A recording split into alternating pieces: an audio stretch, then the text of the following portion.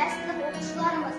Bir ел bir tutar 2025 республикалық акциясы ұлттық әдебиетімізді дәріптеп, рухани құндылықтарымызды жаңғыртатын ерекше жоба.